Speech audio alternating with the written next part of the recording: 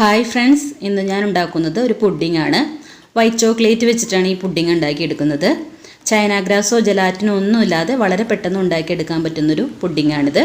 അപ്പോൾ വീഡിയോയിലേക്ക് പോകുന്നതിന് മുമ്പായി എൻ്റെ ചാനൽ ആദ്യമായാണ് കാണുന്നതെങ്കിൽ പ്ലീസ് ഒന്ന് സബ്സ്ക്രൈബ് ചെയ്യണേ.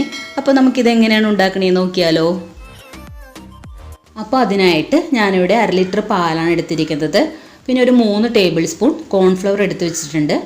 അതിലേക്ക് കുറച്ച് പാലൊഴിച്ചിട്ട് നമുക്ക് നന്നായിട്ടൊന്ന് മിക്സ് ചെയ്തതിന് ശേഷം മാറ്റി വയ്ക്കാം.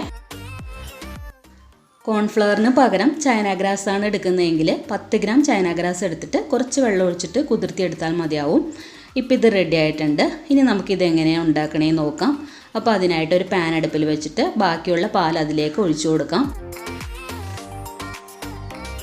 പാല് നന്നായിട്ട് ചൂടായി വരുമ്പോഴേക്കും 1/2 കപ്പ് ഗ്രേറ്റ് ചെയ്ത ചോക്ലേറ്റ് അതിലേക്ക് ഇട്ട് കൊടുക്കാം.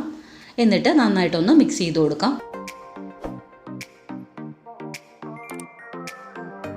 എന്നിട്ട് നന്നായിട്ട് മിക്സ് ചെയ്ത് കൊടുത്തുകൊണ്ടിരിക്കണം. ചോക്ലേറ്റ് നന്നായിട്ടൊന്ന് മെൽറ്റായിട്ട് വരാൻ വേണ്ടിയിട്ടാണ്, അതുപോലെ കട്ട പിടിക്കാതിരിക്കാനും കൂടിയാണ്. ഇനി നമുക്കതിലേക്ക് നേരത്തെ എടുത്തു വെച്ചിരുന്ന കോൺഫ്ലോർ ഇട്ട് കൊടുക്കാം. എന്നിട്ട് നന്നായിട്ട് മിക്സ് ചെയ്ത് കൊടുത്തുകൊണ്ടിരിക്കണം.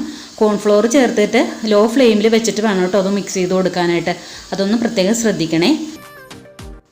ഇനി നമുക്കിതിലേക്ക് 1/4 കപ്പ് പഞ്ചസാര ചേർത്ത് കൊടുക്കാം. വൈറ്റ് ചോക്ലേറ്റിന് മധുരമുള്ളത് കൊണ്ട് അത്രയും ചേർത്ത് കൊടുത്താൽ മതിയാവും. പിന്നെ നമുക്കിതിലേക്ക് നന്നായിട്ടൊന്ന് മിക്സ് ചെയ്തതിന് ശേഷം കണ്ടൻസ് മിൽക്ക് ഒഴിച്ചു കൊടുക്കാം. ഞാനിവിടെ 1/4 കപ്പ് കണ്ടൻസ് മിൽക്കാണ് എടുത്തിരിക്കുന്നത്. അതും കൂടി ഒഴിച്ചിട്ട് നന്നായിട്ടൊന്ന് മിക്സ് ചെയ്ത് കൊടുത്തുകൊണ്ടിരിക്കണം.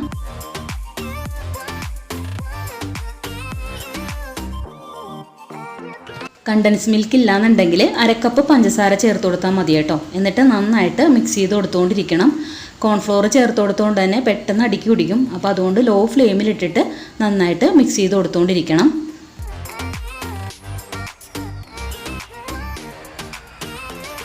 ഇപ്പോൾ ചെറുതായിട്ടൊന്ന് തിളവന്ന് തുടങ്ങിയിട്ടുണ്ട്. അപ്പോൾ ആ ടൈമിൽ നന്നായിട്ടൊന്ന് മിക്സ് ചെയ്ത് കൊടുക്കണം. കുറച്ച് നേരം കൂടി ഒന്ന് വെയിറ്റ് ചെയ്യണം, എന്നാലേ നന്നായിട്ടൊന്ന് കുറുകി വരുള്ളൂ. അപ്പോൾ അതുവരെ നമ്മളിതുപോലെ മിക്സ് ചെയ്ത് കൊടുത്തുകൊണ്ടിരിക്കണം.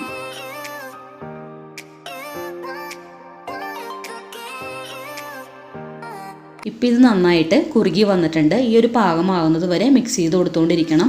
ഇനി നമുക്കിതിലേക്ക് 1/2 ടീസ്പൂൺ വാനില എസൻസ് ചേർത്ത് കൊടുക്കാം. എന്നിട്ട് നന്നായിട്ട് മിക്സ് ചെയ്ത് കൊടുക്കാം. വാനില എസൻസ് ഇല്ലാന്നുണ്ടെങ്കിൽ 1/2 ടീസ്പൂൺ ഏലക്കപ്പൊടി ചേർത്ത് കൊടുത്താൽ മതി കേട്ടോ. എന്നിട്ട് നന്നായിട്ടൊന്ന് മിക്സ് ചെയ്ത് കൊടുക്കണം.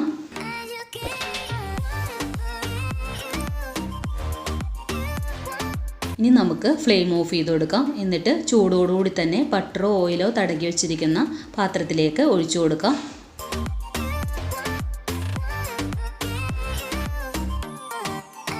ഇനി നമുക്ക് ഇത് ചൂടാറിയതിന് ശേഷം ഫ്രീസറിലേക്ക് വെക്കാം. 6-7 മണിക്കൂർ ടൈം ഫ്രീസറിൽ വെച്ച് കഴിഞ്ഞാൽ നന്നായിട്ട് സെറ്റായിട്ട് വരും. ഇപ്പം ഇത് നന്നായിട്ട് സെറ്റായിട്ട് വന്നിട്ടുണ്ട്. ഇനി നമുക്കിതൊരു പാത്രത്തിലേക്ക് ഇട്ട് കൊടുക്കാം. ഇപ്പം ഇത് ഞാനൊരു പാത്രത്തിലേക്ക് ഇട്ട് കൊടുത്തിട്ടുണ്ട്. ഇനി ഡാർക്ക് ചോക്ലേറ്റ് കുറച്ച് മെൽറ്റ് ചെയ്തത് ഞാൻ ഇതിന് മുകളിലേക്ക് ഇട്ട് കൊടുത്തിട്ടുണ്ട്. പിന്നെ അതുപോലെ വൈറ്റ് ചോക്ലേറ്റ് ഗ്രേറ്റ് ചെയ്തതും വെച്ചിട്ട് നമുക്കിതൊന്ന് ഗാർണിഷ് ചെയ്തെടുക്കാം. ഇതൊക്കെ ഓപ്ഷണലാണ് കേട്ടോ, വേണമെന്നുണ്ടെങ്കിൽ മാത്രം ചെയ്താൽ മതി. അപ്പം നല്ല ടേസ്റ്റി ആയിട്ടുള്ള വൈറ്റ് ചോക്ലേറ്റ് പുഡിംഗ് ഇവിടെ റെഡി ആയിട്ടുണ്ട്. ഇതൊരു തവണ ഉണ്ടാക്കി നോക്കിയാൽ നമ്മളിത് എപ്പോഴും ഉണ്ടാക്കും, അത്ര ടേസ്റ്റാണ്.